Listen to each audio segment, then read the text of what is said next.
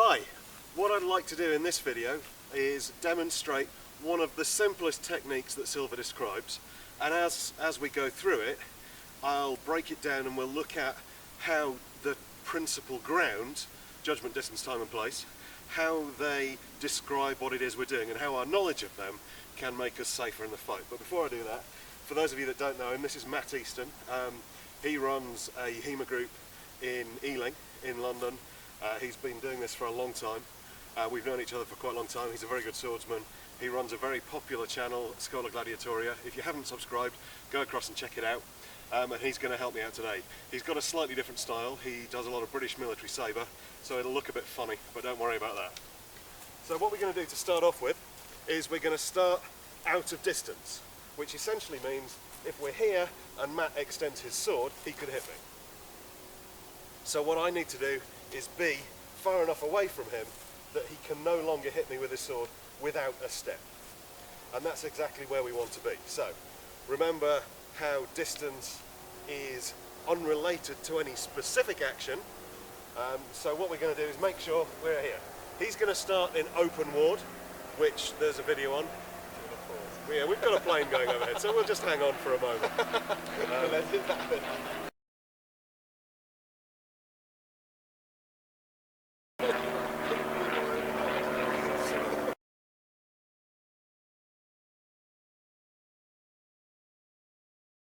So we're going to start this technique. We're going to start out of distance, which effectively means that I want to be far enough away from Matt that if he just puts a cut in, it doesn't hit me. Now here, I'm in distance, he can simply lean forwards and that will hit. Don't step.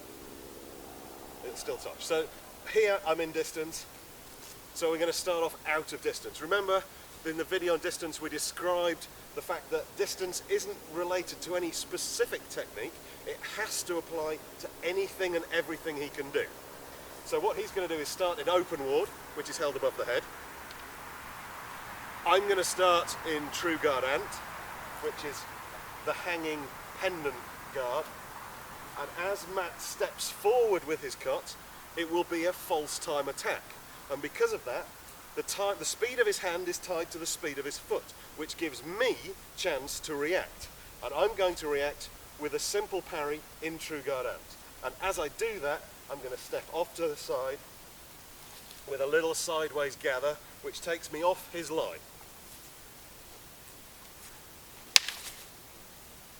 So that's the basic defense. You can see that my action of my sword isn't tied to the action of the foot, but what that has done has allowed me to gain the place for a riposte. So Matt's going to step again. Now here I'm in the place for a cut to the arm, which effectively means that this is not tied to this. So this is as quick as it can possibly be.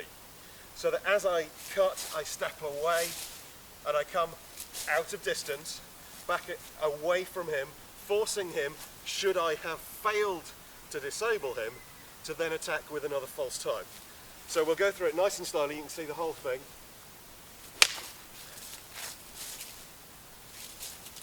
Now I don't know if you caught that then, but because we're training outside, the ground's a little bit slippery, and as I began to move, my foot skidded on the ground, which shows very clearly the importance of maintaining this good stance.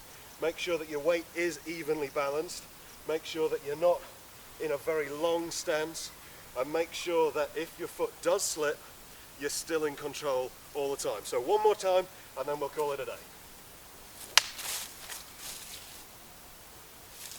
Thank you very much.